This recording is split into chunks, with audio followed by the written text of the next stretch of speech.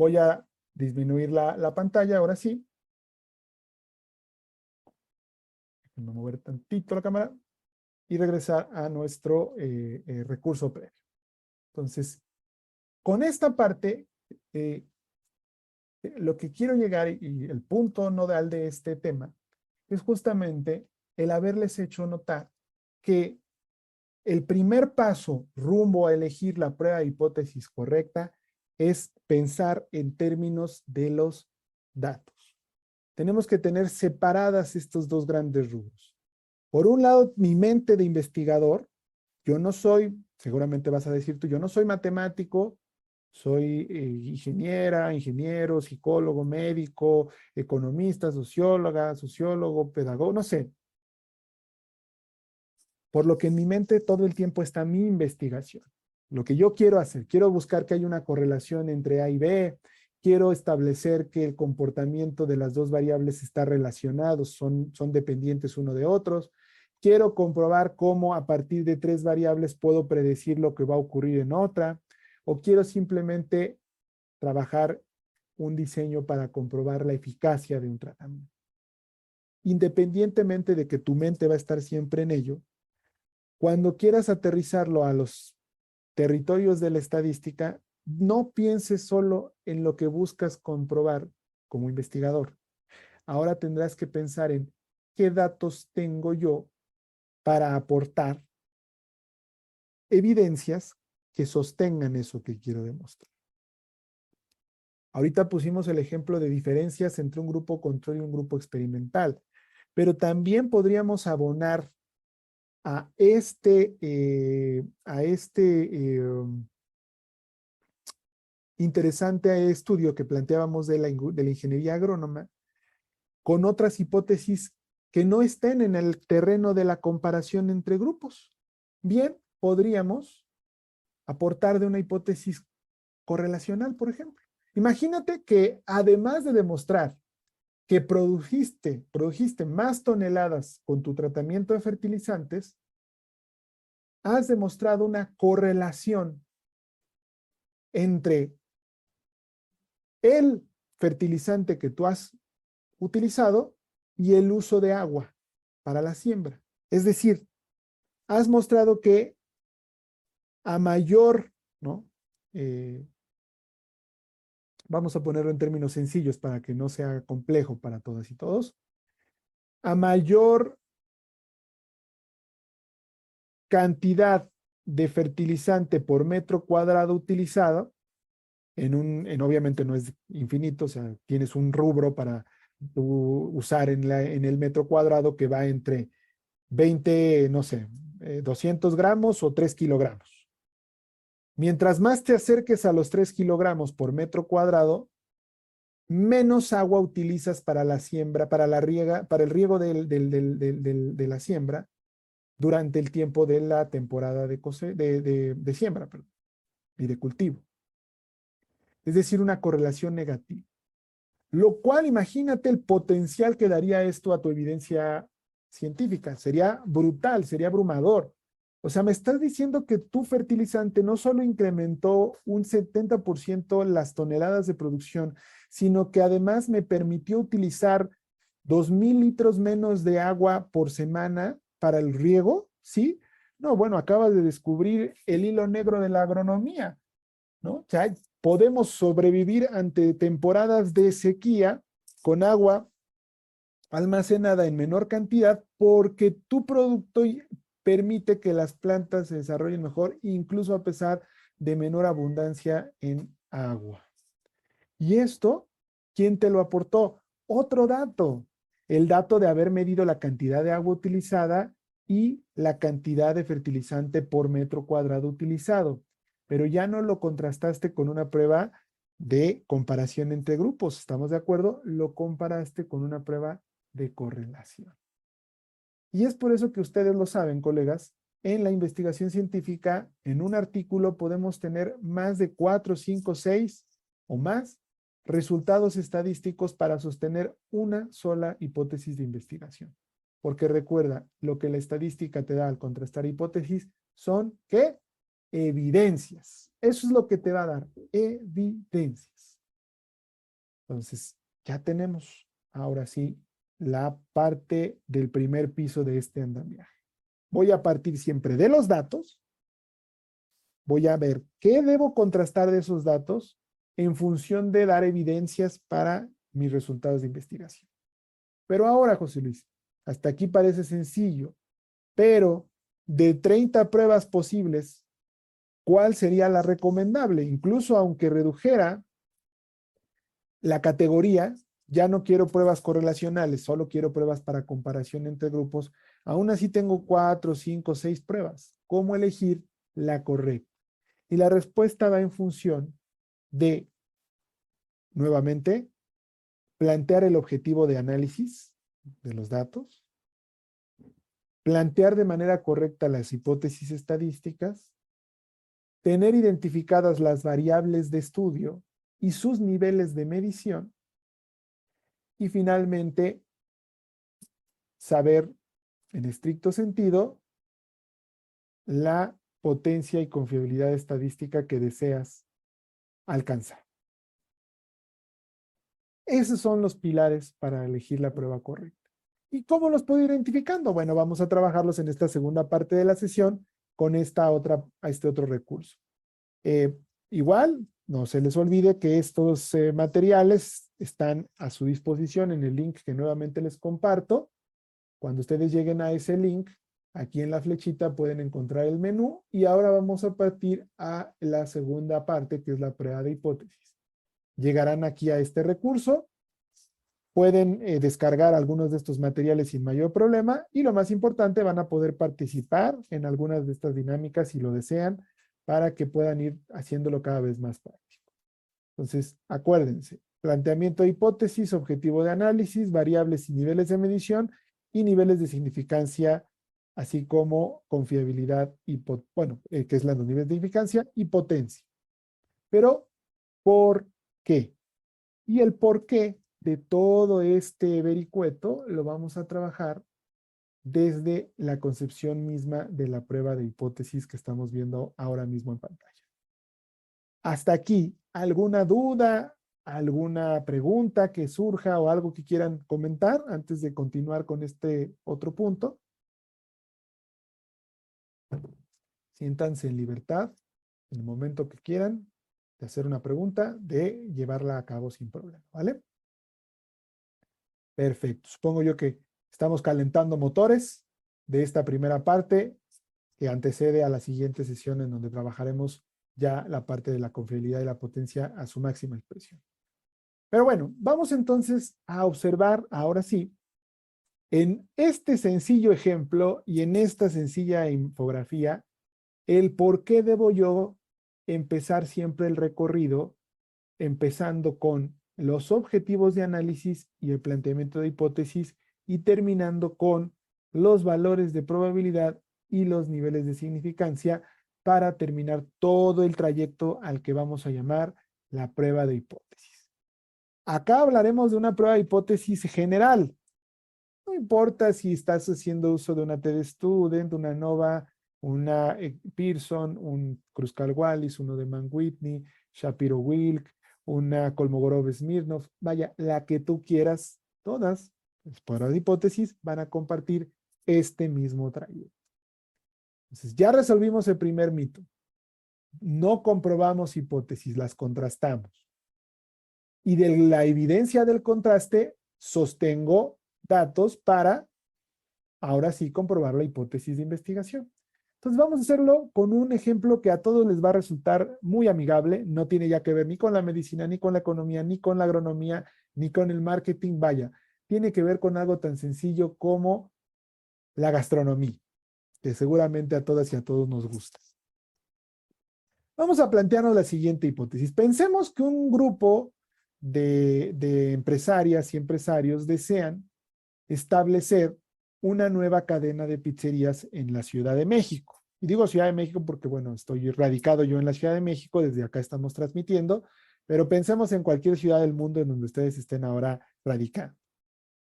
Ciudad de México, queremos abrir una nueva pizzería, es un nuevo concepto muy interesante porque es una pizzería buffet, ¿no? Todas las rebanadas de pizza que pueda usted comer por 100 pesos, 200 pesos, 300 pesos, o su equivalente, ¿no? En su moneda, no sé, $5, $10, $20, $30. El problema está en que para poder establecer de manera correcta el precio del cubierto, es decir, como en todo buffet, tú llegas, pagas y pues te sirven te dejan entrar al restaurante para que comas lo que tú quieras. Bueno, pensemos en este caso. Lo que los investigadores desean plantearse es cuál es el número de rebanadas promedio. Ese es un estimador. Ya dijimos cómo se llamaba hace rato este estimador, ¿se acuerdan? ¿Sí recuerdan cómo se llamaban estos estimadores estadísticos que son de de un valor único, pues, y que suelen ser el pilar o el inicio de las investigaciones? Es un estimador puntual, ¿sale? Recuperemos este concepto de la primera parte de la sesión del día de hoy. La pizzería establece que el estimador puntual promedio de rebanadas que comen las personas en la Ciudad de México, vamos a poner aquí CDMX, es igual a 4 rebanadas, ¿sale? 4 rebanadas. Ahí está nuestro estimador puntual. Y no se lo inventan, ¿eh? Todos los estimadores puntuales, ustedes lo saben, los tienen que tener de estudios estadísticos previos. Ellos se basan en un estudio de mercado que una pizzería, Domino's Pizza, llevó a cabo tiempo atrás y saben que son 4 rebanadas. Sin embargo, para no tener mucho margen de error, quieren hacer un breve estudio en la Ciudad de México a partir de evaluar si las personas de Ciudad de México siguen comiendo 4 rebanadas de pizza en promedio o no. Porque si comieran más, ¿qué habría que hacer? Habría que incrementar el precio del cubierto, es decir, el precio de la entrada al buffet. Si comen 4 rebanadas promedio, pueden quedarse con el precio que ya habían predeterminado porque va a ser rentable el asunto. Entonces, ojo, esa es la parte interesante, porque aquí vamos a partir ahora sí del establecimiento de las famosas hipótesis nula y alterna. Tú ya tienes bien planteada tu hipótesis nula, ¿no? Que en estricto sentido es una hipótesis que plantea, hipótesis nula, ¿no? Plantea que el parámetro de la CDMX será igual a 4 rebanadas. Mientras que la hipótesis alternativa sería que ese parámetro, simbolizado con la letra griega mu, que es promedio poblacional de la CDMX, fuese mayor a 4 rebanadas, porque eso es lo que les preocupa a los investigadores. Si es mayor a 4 rebanadas, el precio del cubierto tiene que ser más. Si es igual a 4 o menos incluso, no habría problema que fuera 4 o incluso menor que, porque podríamos mantener el precio del tenedor que hemos previsto, presupuestado. ¿Sale? Ese es el inicio de la prueba de hipótesis. Ya tengo yo mi hipótesis y ahora evidentemente, primer punto, tengo que acudir a la segunda parte, que es recabar los datos. En un webinar muy similar a este que dimos hace unos meses, le titulamos, ¿no?, al webinar, no, ojo, es un juego de palabras, no ajustes tus datos a las pruebas estadísticas. Mejor busca la prueba estadística que mejor se ajuste a tus datos. Esta es la segunda clave que quería yo introducir en esta segunda parte de la sesión. Los datos. He visto infinidad de veces gente de todas las áreas del conocimiento llegar conmigo como consultor de sus investigaciones con la extraña razón, o digamos lo que hizo que llegaran conmigo, el motivo de su consulta, o su consulta que me contrataron, es que quieren utilizar una prueba determinada, la que gustes, ¿no? Es que yo quiero aplicar una regresión logística multinomial para probar mi modelo epidemiológico, tal.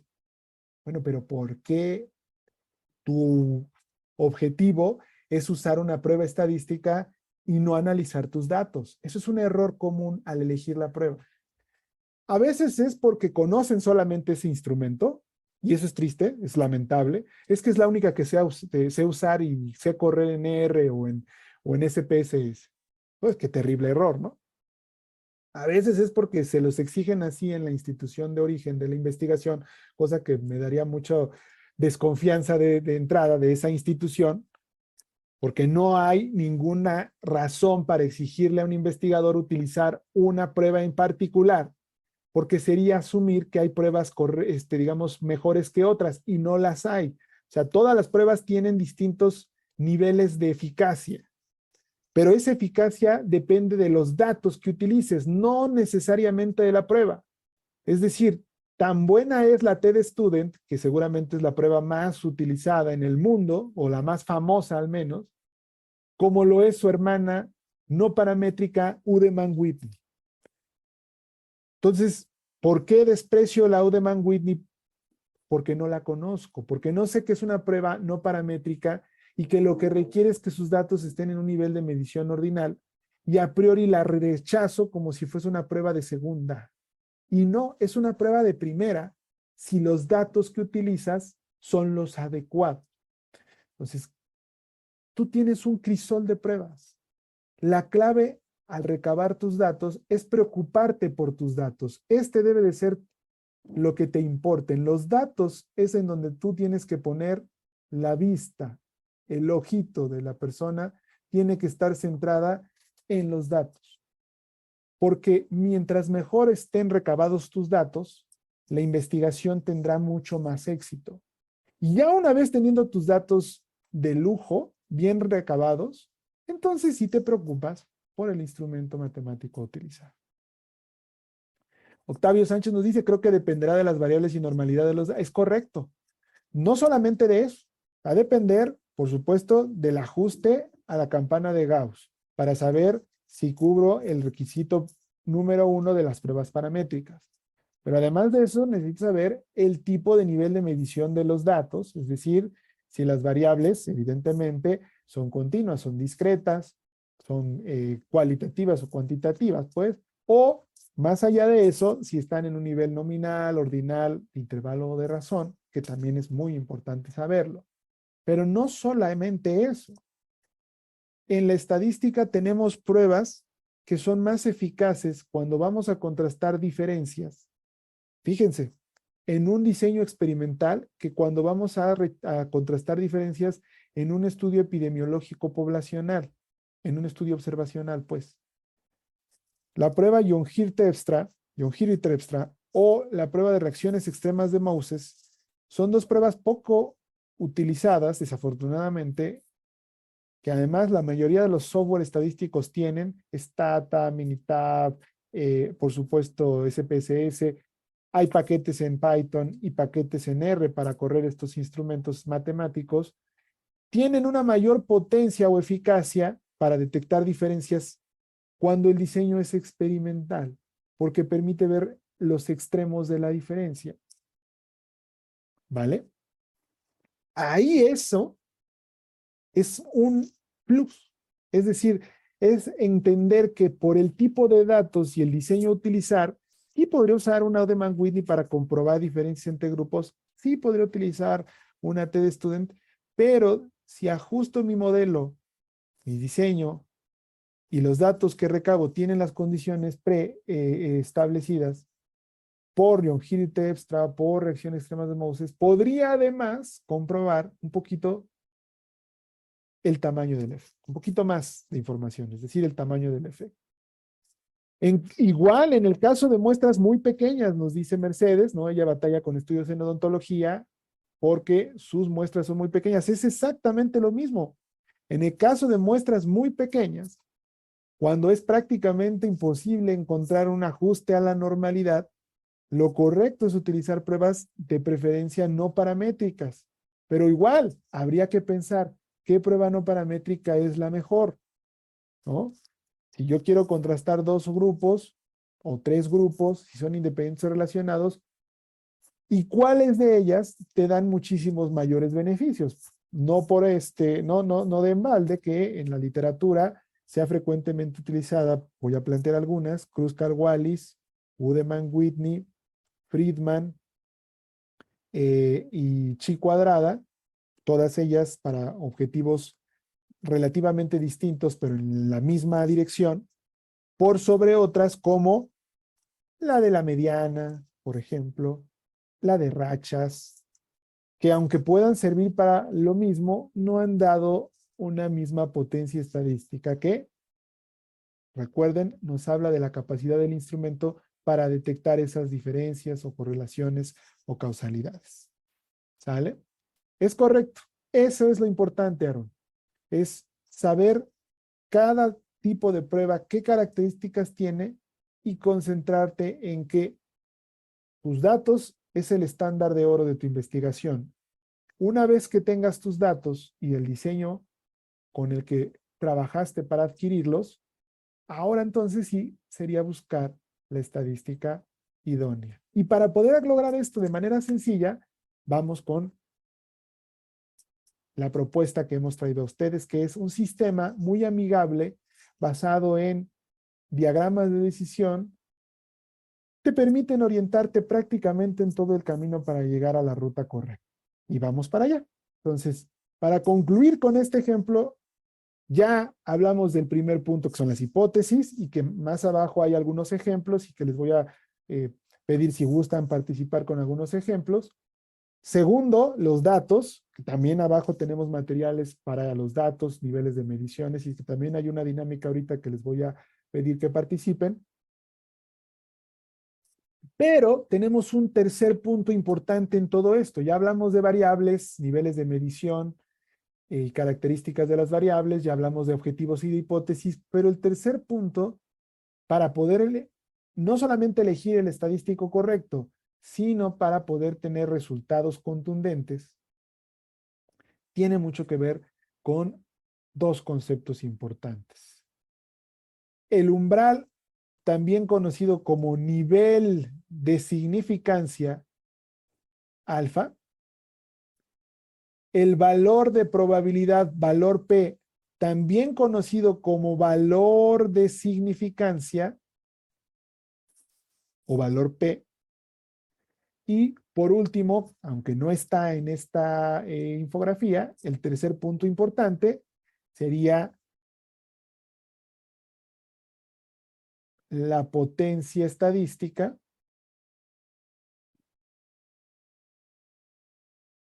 casi por último, me falta uno más, perdonen ustedes, también conocida como probabilidad o nivel beta. Y por último, ahora sí, el tamaño del efecto. Por eso les decía yo, el nombre de esta charla tiene que ver con el adecuado equilibrio entre la confiabilidad, la potencia estadística a la hora de elegir el instrumento correcto para poder medir con certeza el tamaño del efecto. Y vamos a explicar brevemente estos conceptos para ya irnos como último punto de esta charla, la última media hora de esta charla, a trabajar el sistema de selección de pruebas, en donde mi objetivo es que hoy mismo ustedes vean cómo puede ser relativamente sencillo si ustedes se apegan a esa secuencia de pasos. Entonces, fíjense,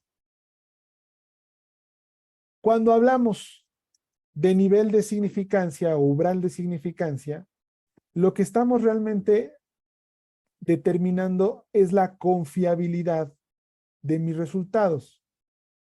Confiabilidad en términos de un error que se conoce como error de tipo 1, que también tenemos información para que descarguen ustedes como guías de apoyo para estos conceptos estadísticos tan importantes. En la parte inferior de esta infografía, ustedes pueden encontrar, ahorita les voy a mostrar dónde pueden descargar esos recursos para que los puedan aprovechar en un futuro.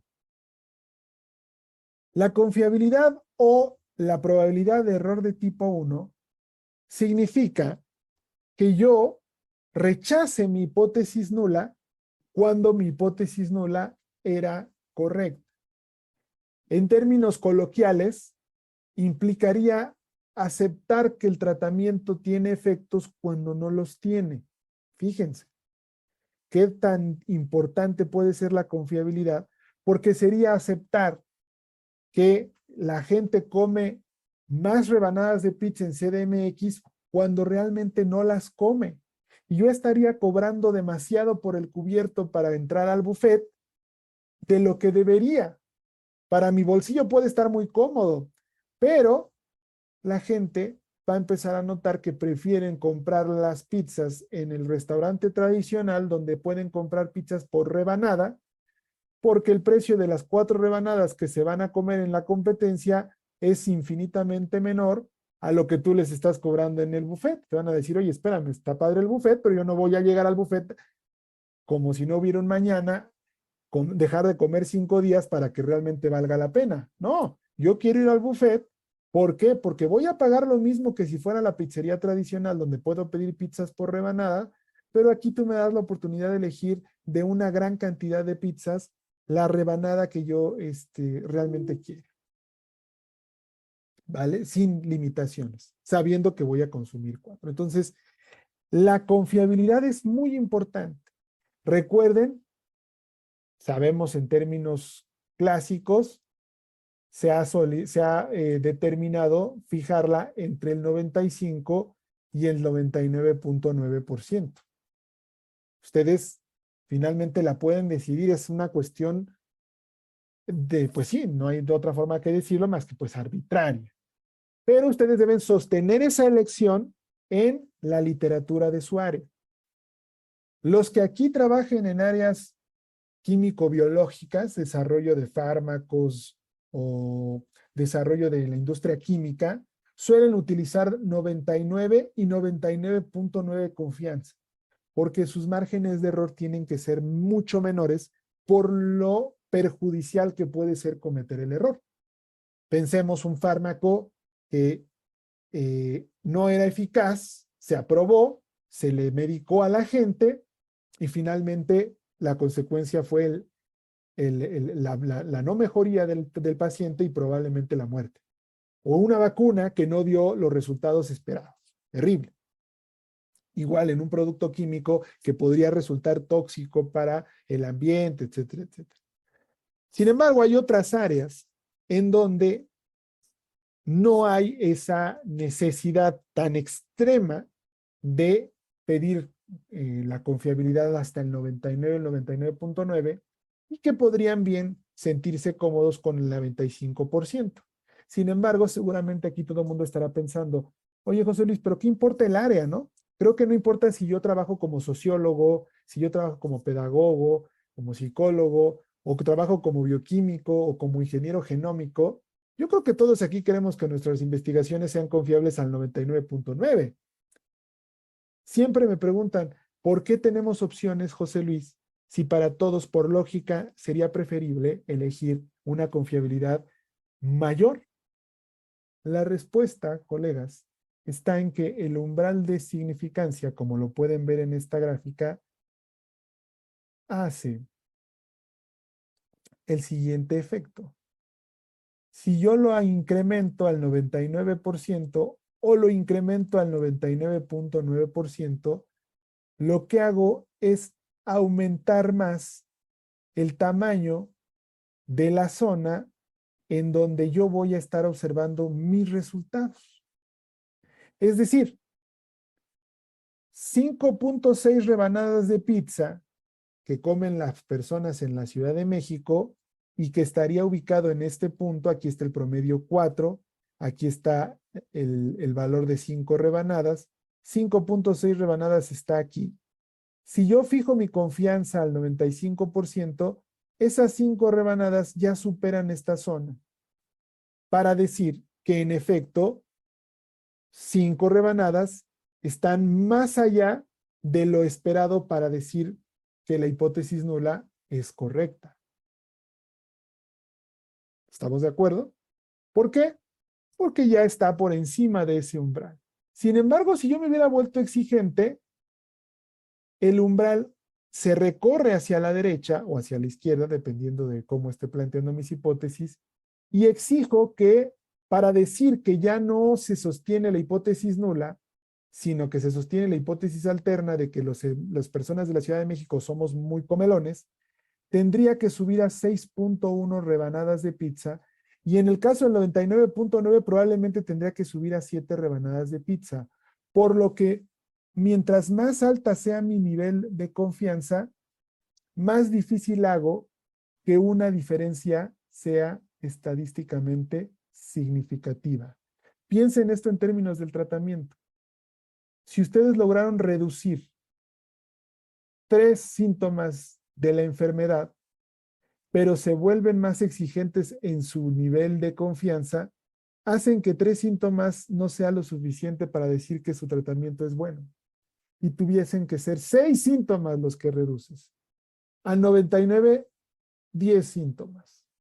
Pero aquí ustedes lo saben, en la parte clínica, un tratamiento puede ser muy bueno, tal vez con esos 3 síntomas, y no habría por qué rechazarlo, porque ya daría beneficios, no tan contundentes, pero ya daría beneficios. Por eso el tema del nivel de significancia o confiabilidad alfa es tan importante. Nos pregunta Octavio, nos dice Octavio, ¿qué tan cierto es que el nivel de confianza para ciencias sociales y políticas sea del 90%, para biológicas del 95% y para el control de calidad del 99%?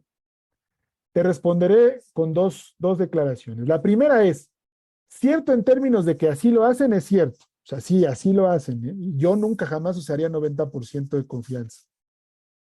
95 sería lo mínimo, 99 y 99.9. Es decir, 95 para las ciencias sociales y la política, 95, 99 para las ciencias biológicas y de la salud y 99.9 para el control de calidad. Yo abogaría por eso. Pero ahora, ¿qué tan benéfico es esto o no? Aquí vencemos ya no sé si es el tercer o cuarto mito que les trato de vencer el día de hoy, que tiene que ver con este concepto, colegas, que es, si bien es cierto, el canon va en ese sentido, Octavio, yo no lo haría simplemente como criterio por área. Eh, Les comparto, uno de nuestros coordinadores de diplomado, el doctor Isaac, y un colega del diplomado que él imparte de metodología cualitativa, fíjense, cualitativa, que es el doctor Mario Telles. Están llevando a cabo una investigación con un equipo nutrido de expertos en el ámbito de la política, de la psicología política, de la toma de decisiones, cuestiones del voto, de la preferencia electoral, etcétera, etcétera, para una importante universidad privada en México. Ellos son maestros y doctores en psicología social. Toda su vida han trabajado en el ámbito cualitativo, pero la institución les demandó empezar a trabajar con instrumentos más objetivos, como lo es el estudio de las señales eléctricas cerebrales, potenciales de acciones, tiempos de reacción, movimientos oculares, que hoy en día se están empezando a utilizar en el ámbito de la política para medir la reacción emocional de un humano ante un político o una política pública. Porque las emociones hoy han dado mucha luz a la investigación política, porque hoy se sabe que muchas veces nuestra decisión electoral no está fincada en datos objetivos, en razonamientos objetivos, y a veces es muy emocional. Por eso están estudiando esa parte.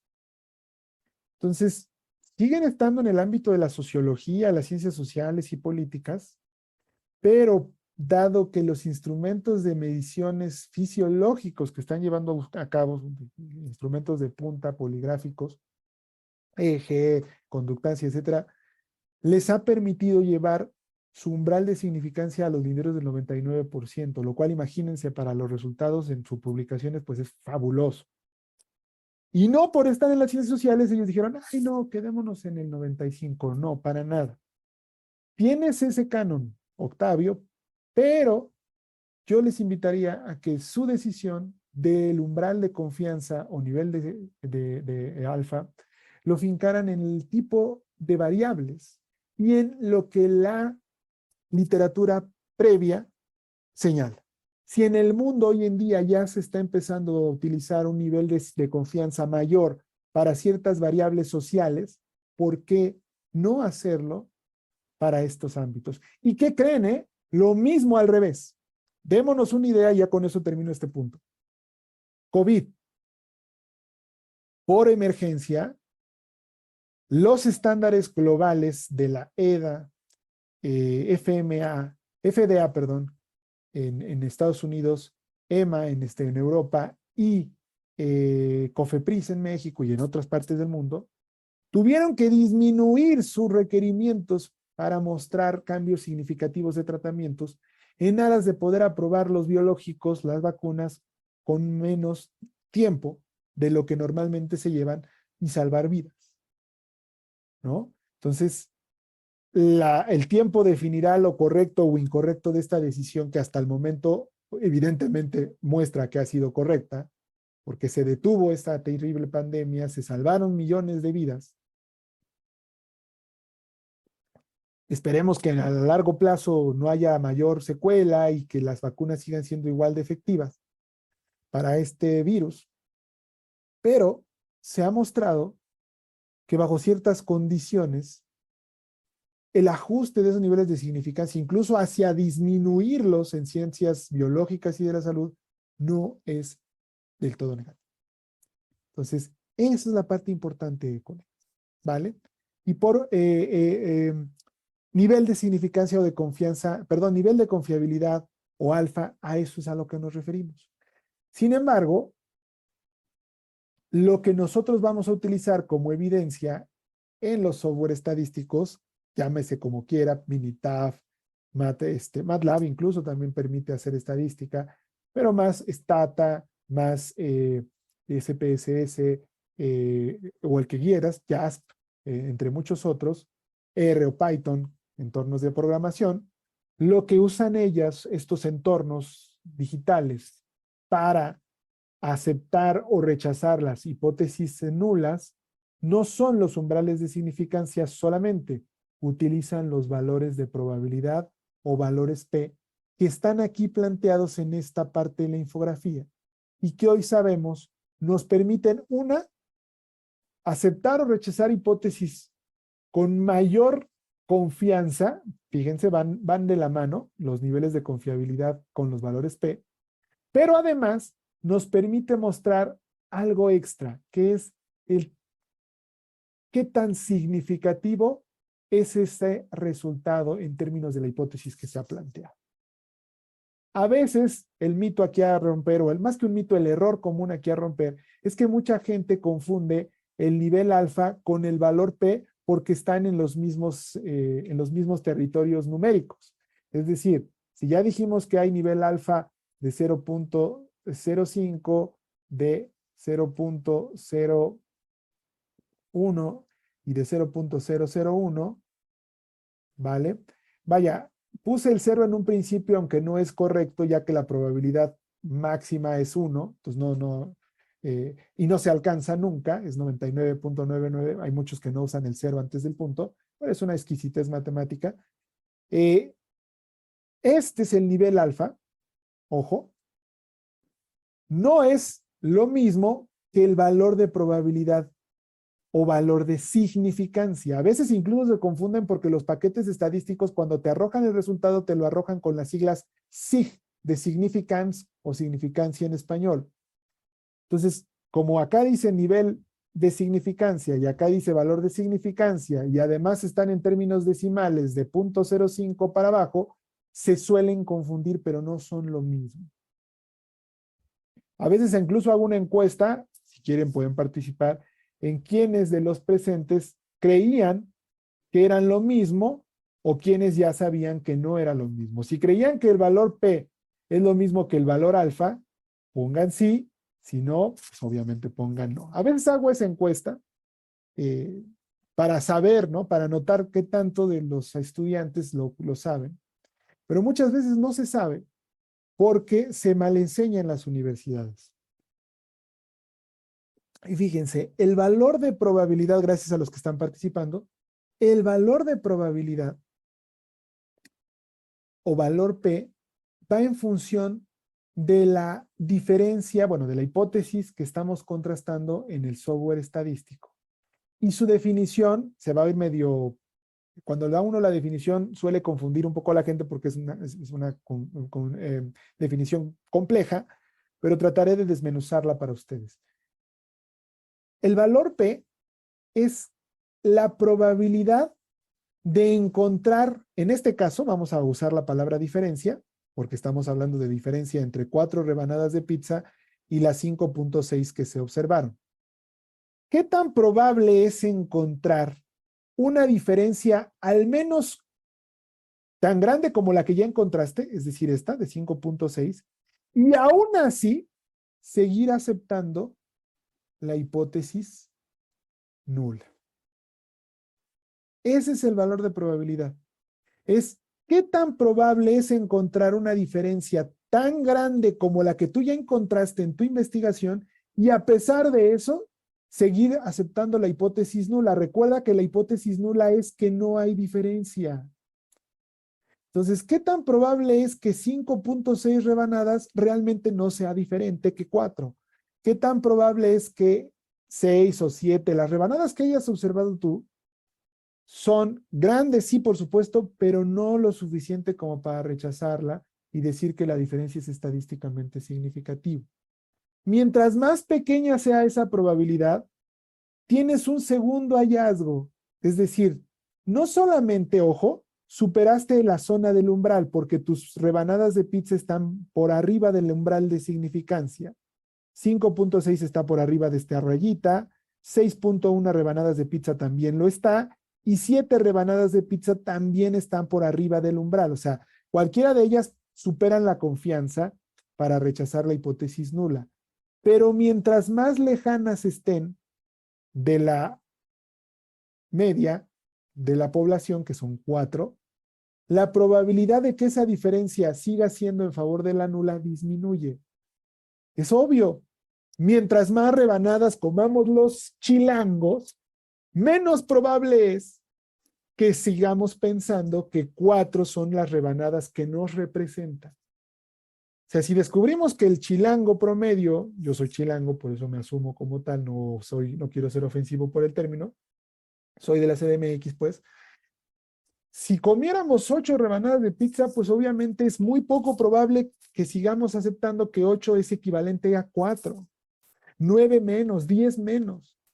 Por eso el valor P es tan importante hoy en día en la estadística, porque mientras más chico sea el valor, significa que la diferencia, la correlación, la causalidad o lo que sea que estés contrastando es más contundente. Entonces ya tienes dos valores importantes. Yo probé mi hipótesis con una confiabilidad del 95%, pero además el valor observado está por debajo de valor de probabilidad de 0.001. Es decir, es extremadamente significativo. La probabilidad de que ese resultado siga estando en favor de la hipótesis nula es infinitesimal, chiquitito. Por lo tanto, ¿qué crees? Hoy en día, seguro ya lo sabes, no basta con decir que tus resultados se han comprobado al 95% de confiabilidad o al 99%. También tienes que reportar el valor P. Porque, ojo, voy a borrar todas estas notas. Las voy a borrar para poder escribir otra cosa más. Ojo, fíjense. Tú podrías haber probado dos investigaciones, una a un alfa del punto 95 y otra a un alfa del punto 99. Otra encuesta o pregunta para usted. Sin embargo, esta que se probó al 95% se encontró con un valor P igual a 0 a 0.048. Perdón, déjenme borrarlo para volverlo a escribir, porque lo escribí al revés. Ahora sí. Yo podría estar trabajando con una confiabilidad de 0.05 versus una confiabilidad de punto 0,1. Pero ojo, aquí yo encontré un valor P igual a 0,001 y aquí yo encontré un valor igual a 0,009. La pregunta es, son dos opciones, la opción A o la opción B. ¿Cuál de esos resultados sería más probable de llamar la atención de la comunidad científica como para ser publicado en un artículo de investigación? ¿El A o el B? Ustedes podrían pensar, y si quieren pueden ir poniendo sus respuestas. Ustedes pueden decir, no, pues el B, porque el B tiene una confiabilidad mayor. ¿Por qué? Porque el punto 0,1 de confiabilidad de nivel alfa significa que aquí hay un 99% de confianza y aquí significa que solo hay un 95% de confianza. Entonces seguramente ustedes dirían, es la B mejor porque tiene una mayor confianza. Hay una menor probabilidad de cometer el error de tipo 1. Pero ¿qué crees? Octavio Sánchez puso A. Este es el valor más importante. Es A, porque el valor de probabilidad me está diciendo que la diferencia que has encontrado es al menos tan grande como que para que la probabilidad de seguir diciendo que no existe esa diferencia es menor al 0,1%. Mientras que acá solo es del 0,9%. Entonces, sí, la confiabilidad es muy importante, pero lo que da contundencia es el valor P. Ahora, claro, que si tú encuentras algo al 99%, 99,9% de confianza y además con un valor P menor a 0,01, pues acabas de encontrar el santo grial de esa línea de investigación. Pero eso es poco frecuente. Pues fíjense, acá yo quería también trabajar este otro mito. No necesariamente la confiabilidad lo es todo. El valor P también es igual de eficaz para poder probar este tipo de dilemas. Pero además no es lo único, porque ahora sí con esto concluyo este punto. Además de que ya hemos visto la confiabilidad y el valor P, tengo dos opciones, dos datos más que vamos ya a trabajar la semana que entra, ya no hoy, que es el nivel beta o potencia y el famoso tamaño del efecto. Brevemente los introduzco a ustedes la definición, aunque lo vamos a trabajar el próximo lunes en la segunda parte de este webinar. La potencia, colegas, es qué tan eficaz es el instrumento estadístico para encontrar, para no dejar de lado una diferencia, una correlación, una bondad de ajuste, una causalidad. Ojo, es decir, que el instrumento estadístico no logre determinar que 4 rebanadas es diferente estadísticamente hablando que 5,6 rebanadas. La capacidad del instrumento estadístico para detectar estas diferencias significativas se llama potencia. Lo que vamos a trabajar la semana que entra es un dilema. Mientras más elevada sea la confianza, la confiabilidad, mientras más cercana al 99,9 sea, la potencia se suele perder. Es decir, tengo más probabilidad de no aceptar una diferencia que ya era significativa.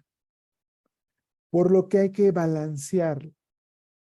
No hay que irnos a un extremo, sino que hay que calcular tanto la confiabilidad, que esa no se calcula en sí, esa se asume desde el principio, y ya que elegí el 95 o el 99%, puedo calcular la potencia del instrumento estadístico. Esto lo puedes hacer de manera individual, cada estudio que tú haces, pero los especialistas en estadística se han encargado de medir la potencia en sí misma de diferentes instrumentos. Y es por eso que hoy sabemos que la TD-Student, por ejemplo, es muchísimo más potente que la NOVA para probar diferencias, pero obviamente la TD-Student solo permite probar diferencias de 2 grupos y la TD-Student permite con 3 o más, por lo que pues, aunque sea menos potente, la tenemos que utilizar.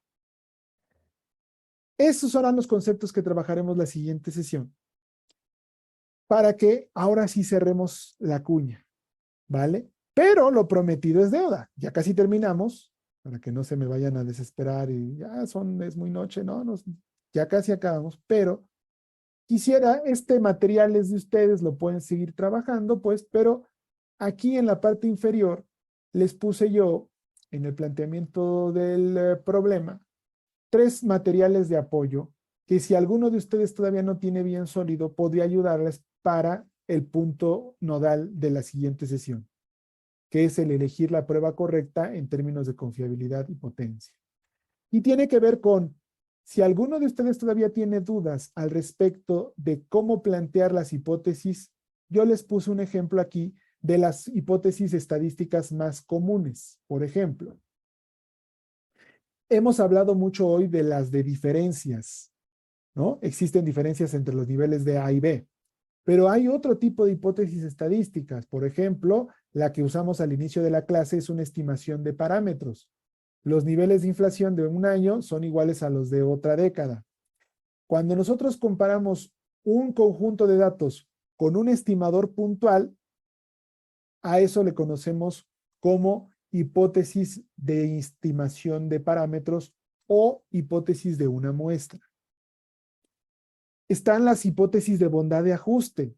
Cuando nosotros queremos saber si una población en particular, la que nosotros queramos, llámale como quieras, una población, se distribuye de alguna forma. Por ejemplo, si quisiéramos comprobar que una variable se distribuye de manera normal, tenemos que ver que se ajuste a esta gráfica. Si quisiéramos probar que se ajuste de esta manera, esta gráfica ya no es normal, es exponencial. Y así sucesivamente.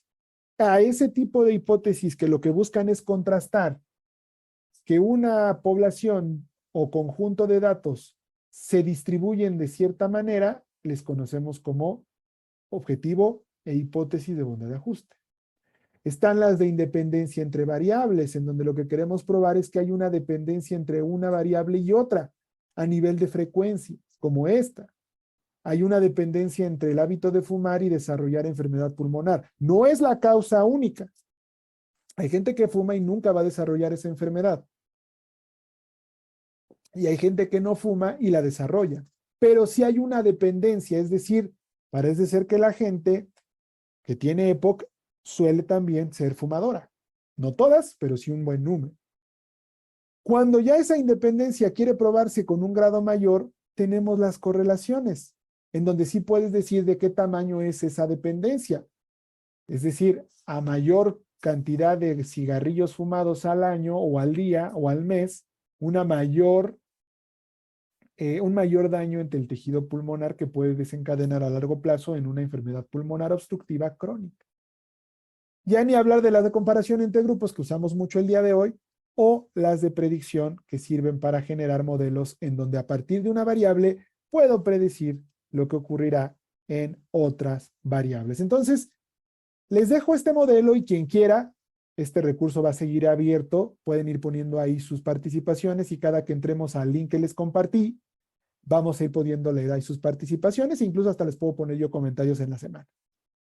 Por otro lado, para quienes todavía no tienen bien consolidado el aspecto de las variables, sobre todo los niveles de medición, quise poner aquí para el tema del día de hoy un poco de lo que son los niveles de medición, aunque esto ya también lo abordaremos un poquito la semana que entra en la segunda parte del webinar. Porque es fundamental, ahorita lo vamos a ver en el último punto de hoy, el identificar las características de las variables, cuál es dependiente, cuál es independiente, si son discretas o continuas, categóricas, perdón, cualitativas o cuantitativas, y finalmente, en qué nivel de medición están siendo registrados sus datos. ¿Sus datos son nominales o categóricos? ¿Son ordinales jerárquicos? ¿O son escalares con cero relativo, intervalo, o escalares con cero absoluto de razón? Y para ello les dejo esta breve encuesta que trabajaremos al inicio de la siguiente sesión para ver qué tanto a veces decimos nosotros conocemos a bien los niveles de medición, porque este es un punto que ya era el último mito que venceremos la siguiente sesión, donde muchos colegas me dicen, no, yo sí sé perfectamente bien que es una variable categórica. Por favor, José Luis, el hombre-mujer es una variable categórica. Los de México, Uruguay, Argentina, Colombia, la nacionalidad es una variable categórica. Por supuesto que sé que es ordenar, José Luis, es ordenar de mayor a menor o de menor a mayor.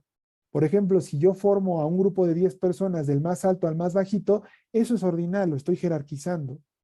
Y escalas, pues sí, ahí sí es como tal una regla, una recta numérica escalada con un nivel de medición, con un sistema de medición específico, por ejemplo, centímetros, kilogramos, segundos, o alguna variable subjetiva como la inteligencia, los niveles de calidad de vida percibidos, el dolor, por ejemplo. Esas son escalares. Si tienen el cero relativo, son de intervalo; si tienen el cero absoluto, son de razón. Y sin embargo, cuando les pongo ejemplos en investigaciones reales, suelen equivocarse a la hora de detectar en qué nivel de medición está una variable en particular. Y el problema de esto, colegas, es que si no identificas esto, no puedes elegir el estadístico correcto. Entonces, con gusto, quienes quieran participar en la semana vayan votando ahí. La siguiente sesión resolveremos ese dilema. Y por último, todo lo que expliqué el día de hoy en términos de errores y de valores de significancia están en estas infografías que están a su disposición. Si no se pueden descargar, voy a pedir mañana que las liberen para que se puedan descargar. En Chrome sí se podían descargar, pero yo estoy ahora proyectando en otro buscador, perdón, en otro explorador que es Safari. Pero bueno, quienes usen Chrome sí pueden descargarlo, pero mañana lo desbloquean para que ustedes puedan descargar estas infografías y se las queden para su estudio, para su uso. Aquí está prácticamente todo lo que hemos definido el día de hoy en términos de valores P. Pero ahora sí, como decía yo hace rato, para cerrar con broche de oro esta sesión, ¿por qué me empeciné el día de hoy? Ustedes van a decir, oye, José Luis, está muy padre todo lo que nos dijiste, pero pues hay algo que nos preocupa. El webinar se llamaba Seleccionando el estadístico correcto y nos hablaste de todo menos de la selección del estadístico correcto. Y la respuesta está en que por supuesto que no. Para seleccionar el estadístico correcto, colegas, lo que hay que comprender es justo lo que hemos hecho el día de hoy. Y vamos a poner un ejemplo. Vamos a poner un breve ejemplo. Este es el sistema de trabajo que he desarrollado en el instituto ya desde hace tiempo. Tenemos hecho un manual editado y publicado para este sistema, en donde en nuestro diplomado de estadística y análisis de datos en SPSS les enseñamos a elegir más de 60 distintas pruebas de hipótesis o modelos estadísticos, generalizados y no generalizados, que se vuelve sencillo en función de que ustedes comprendan este sistema de trabajo, que hoy voy a introducir y que es lo que vamos a trabajar todo el webinar que sigue en un caso práctico. Incluso quien quiera puede descargar la base de datos y hacerlo a la vez con nosotros en su programa SPSS para que se vuelva más práctico el taller y realmente al final se lleven algo más que solamente conocimientos, se lleven competencias. Eso vamos a hacer la próxima semana en la segunda parte de este webinar. Pero veamos cómo con un ejemplo podemos recorrer este camino fácilmente. Entonces, para eso vamos a concluir la sesión del día de hoy planteando los siguientes retos. Primero, vamos a plantear una hipótesis como la del principio. ¿Se acuerdan? La de las hectáreas. Teníamos, voy a hacer notas, teníamos la hipótesis, habíamos trazado 2 hectáreas la hectárea control y la hectárea experimental que recibió un fertilizante. Y lo que queríamos comparar era las toneladas de producción de cada hectárea para ver si el fertilizante del grupo experimental, de la hectárea experimental, es más beneficioso en términos de producción agrícola. Hasta ahí creo que íbamos. Entonces, ¿cuál es el objetivo? Pues lo que yo quiero comparar es tal cual el promedio de producción de esas dos. Puedo yo incluso dividir la hectárea por metros cuadrados. Bueno, pues son 10,000 cuadritos, ¿no? Y de esas 10,000 metros cuadrados que forman la hectárea, sacar el promedio de producción de toneladas. No de toda la hectárea, sino el promedio. Acá ya lo tengo. Ok. Tengo el promedio de producción por metro cuadrado de la hectárea 1 y el promedio de producción en toneladas por metro cuadrado o en kilos por metro cuadrado del grupo experimental. Tengo dos, vamos a decir que es 0.8 toneladas y aquí es 1.2 toneladas, el promedio. Y lo que yo quiero es comparar esos dos promedios. Ese es el punto de partida, colegas. Yo voy a comparar dos promedios, el del grupo control y el del grupo experimental. Veamos de estas pruebas, tenemos aquí 2, 4, 6, 7 pruebas. Ya sé que hay más en el mercado, pero vamos a poner esto en juego con algo más sencillo para que todos lo comprendan. Si la pregunta es ¿qué prueba debo utilizarlo para hacerla de manera correcta? Yo tendría que partir de la base de decir, ok, mi objetivo es comparar dos grupos a través de sus promedios. Los grupos son los metros cuadrados donde estoy registrando la cantidad de kilos cosechados de maíz o de lo que tú quieras. Por lo tanto, tomar decisiones al respecto de un parámetro como el de la inflación no es mi objetivo. Por lo que la prueba Z o la prueba T-Student para una muestra no son las indicadas. Comparar 3 o más grupos funcionaría si yo hubiese comparado 3 hectáreas, 4 hectáreas, pero solo estoy comparando 2 hectáreas, a una con el tratamiento, a otra sin el tratamiento. Por lo tanto, el objetivo de comparar 3 o más grupos tampoco es correcto. Así que se van la nova para millas repetidas o la nova de una vía. Si yo quisiera establecer la relación entre los gramos utilizados de fertilizante y el agua empleada para el riego en el cultivo, sería de correlación, pero tampoco fue el caso, por lo que dejaría fuera esta hipótesis y por supuesto, ese objetivo, perdón, y por supuesto este instrumento. Así que me he quedado yo con el objetivo de comparar dos grupos, ¿sale? Voy en la ruta correcta. Para estar seguros, acuérdense cuál era mi hipótesis alterna. Mi hipótesis alterna era que la hectárea experimental produciría más kilogramos de producto que la hectárea control. Por lo que la hipótesis alterna que estoy planteando es igual a esta hipótesis H2, con su respectiva hipótesis nula de que ambas hectáreas producen la misma cantidad de producto agrícola. Voy por buen camino. Variables habíamos dicho. ¿Cuál es la variable independiente aquí? Por supuesto que es el tratamiento, el fertilizante para ser específicos. Y ese fertilizante, yo lo estoy dividiendo, ese tratamiento lo estoy dividiendo en solo dos grupos. Es decir, la hectárea control no lo recibió y la hectárea experimental sí lo recibió. Entonces, la variable independiente, que es el tratamiento, está en un nivel de medición nominal porque está formando grupos. Todas las pruebas de diferencia tienen como variable independiente una variable categórica porque lo que forman son grupos, pero solamente son dos grupos. Mientras que mi variable dependiente, pues es la producción en toneladas, vamos a decir en maíz, al pensar que es maíz.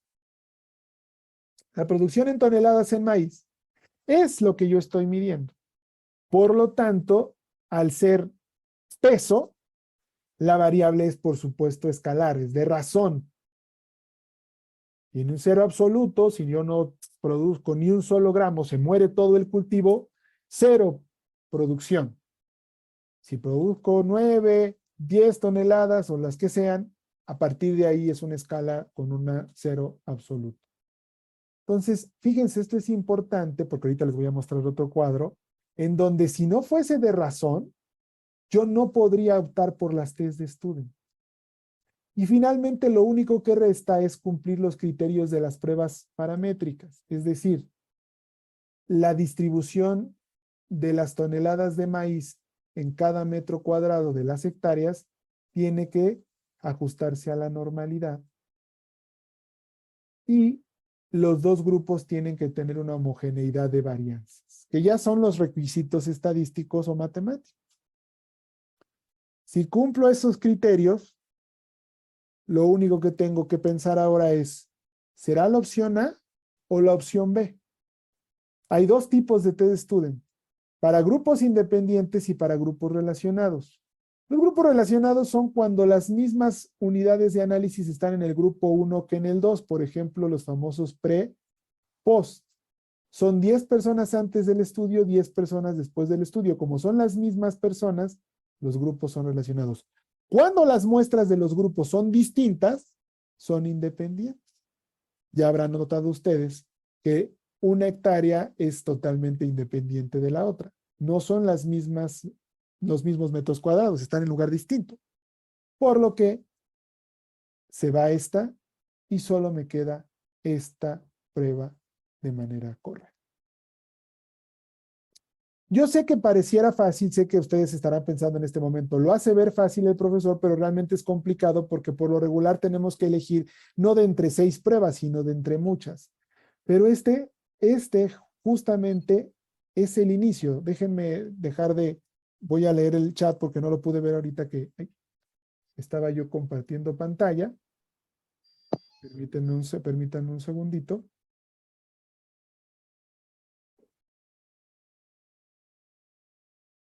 Me salí del recurso. Ahí está. Y ahora sí veo el chat. Ah, ya lo había dicho Octavio, sería una test student para muestras independientes. Es que cuando amplío pantalla no me permite, cuando amplío este recurso no me permite ver el chat. Pero bueno, y ahora sí con esto concluyo. Octavio, qué bueno que lo notó, pero el reto va a estar, colegas, en función, fíjense, de otras pruebas. Porque acá yo les mostré las pruebas paramétricas, pero hay otro tipo de pruebas que sirven para lo mismo, comparar dos muestras independientes, pero que son no paramétricas como estas. Justo esto es lo que trabajaremos la siguiente sesión.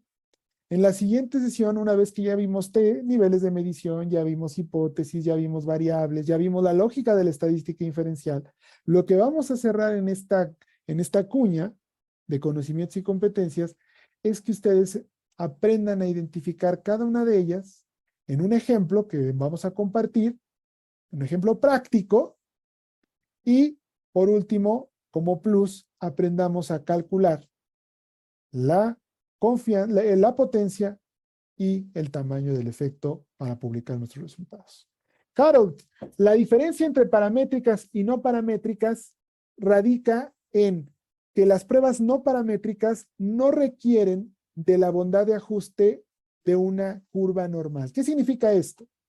No requieren que sus distribuciones de valores se ajusten a la campana de Gauss.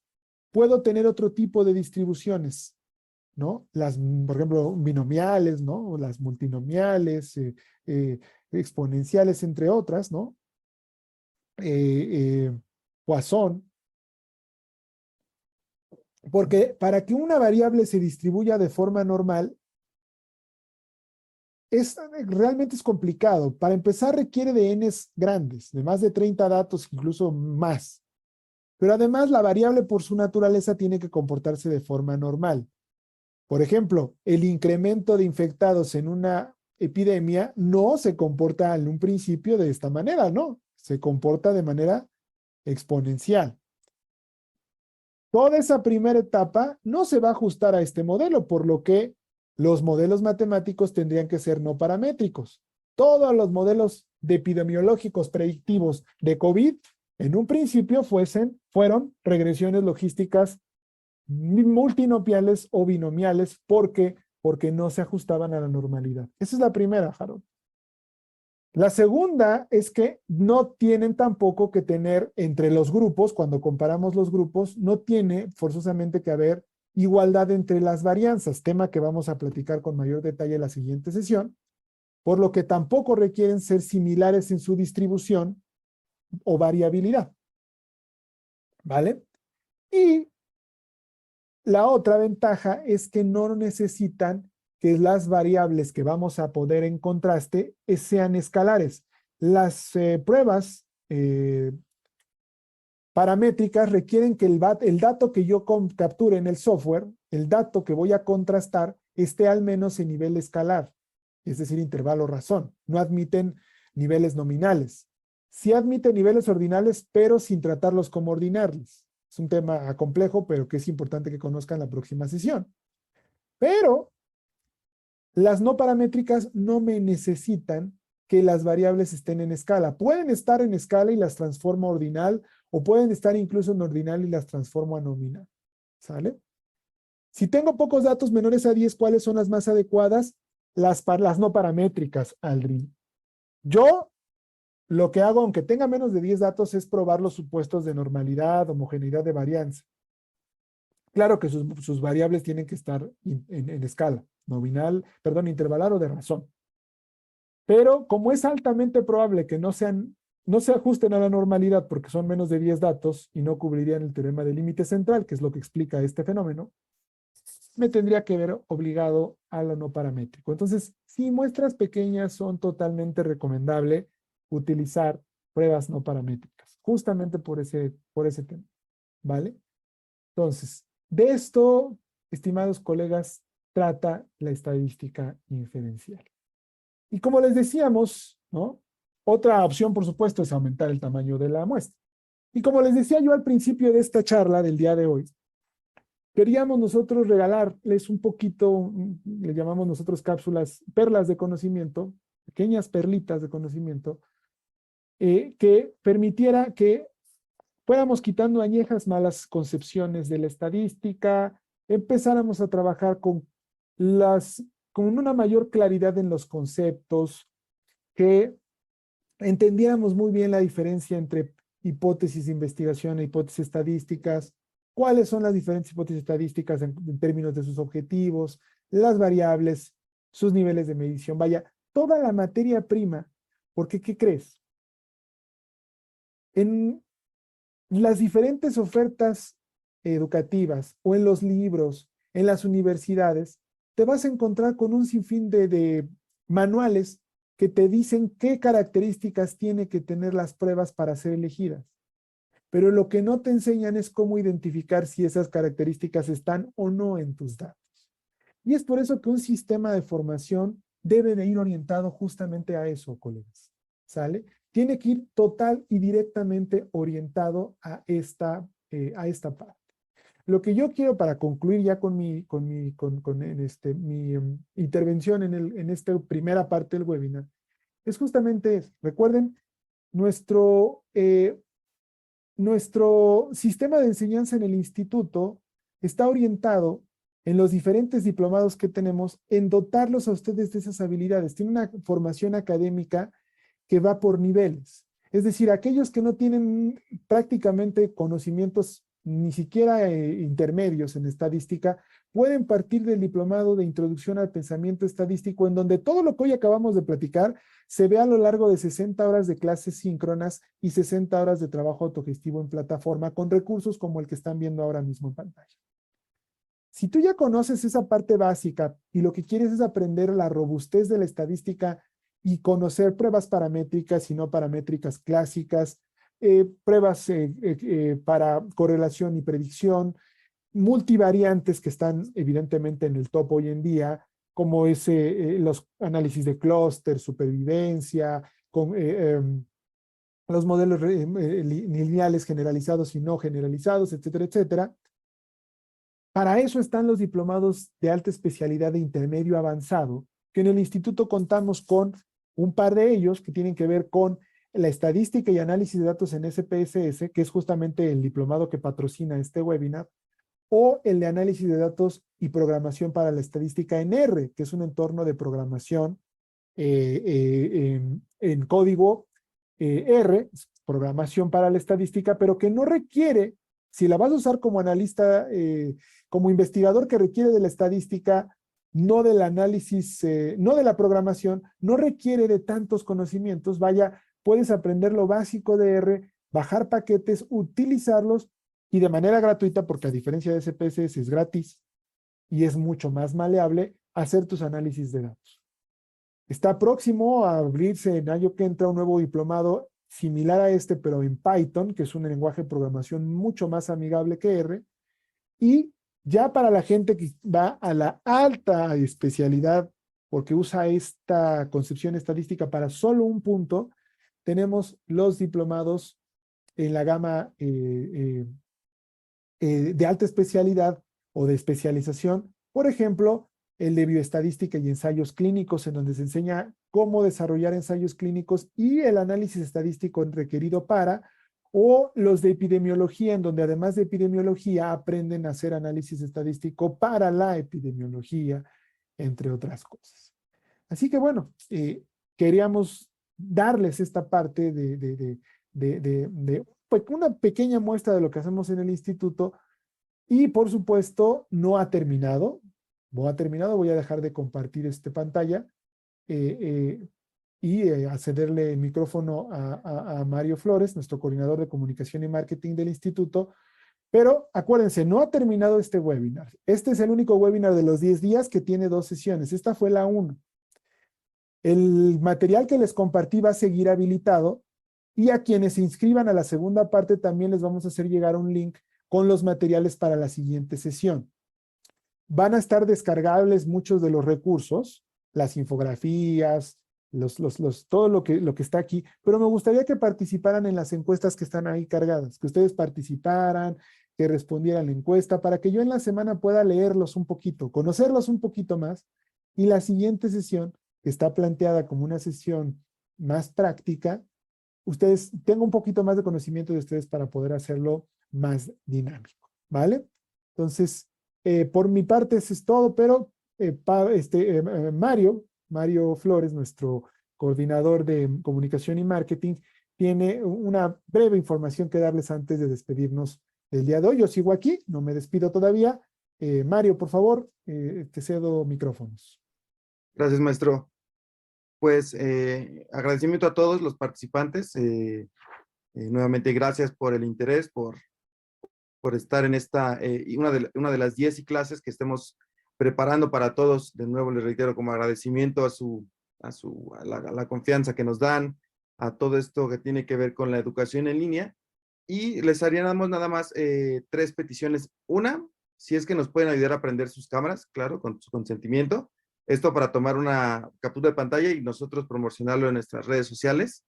Quien pueda hacerlo, se los agradeceríamos para tomar una capturita de pantalla y nosotros darle difusión a esto vía redes sociales. Se los agradeceríamos. Sabemos que ya es un poco tarde, a lo mejor algunos ya están en pijama, pero créanme que se los agradecemos. Muchas gracias por su participación. Yo ahorita les digo, en cuanto tengamos a la mayoría con su cámara activa, haremos la captura y adelante. No sé si alguien más vaya a unirse a desbloquear su cámara. Por favor. Y una vez que estemos todos, igual quien nos pueda apoyar. Y va a haber, listo, creo que ahí estamos la mayoría. Ahí ¿Alguien más que quiera unirse a nuestra bonita foto grupal, virtual?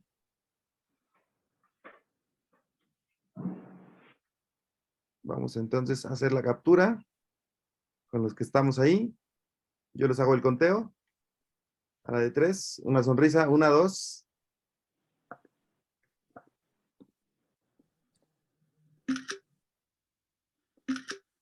Listo. Muchísimas gracias a los que encendieron su cámara. Y por último, igual como agradecimiento y como una petición para que sigamos haciendo estas clases totalmente gratuitas, si nos pueden regalar dos cositas. Uno, un comentario en nuestro Facebook. Les paso la liga para que nos dejen ahí su comentario. Y otro comentario en nuestro perfil de Google. Puede ser el mismo comentario. Les dejo ahí la liga de Facebook. Y a continuación les dejo en el chat la liga de Google. Puede ser la misma recomendación, el mismo comentario. Todo esto para que, pues bueno, la gente que nos busque, que ve las redes sociales, vean que lo que estamos haciendo aporta mucho en materia de educación, en mi parte, en la parte de marketing, de comunicación, que estamos dándole difusión a todo esto. Y pues nada, agradecerles de nuevo por su participación. Contaremos con ustedes, los que gusten. Ya los tenemos en la base de datos. Les haremos llegar para la sesión del día lunes 12, para continuar con la segunda parte del maestro José Luis.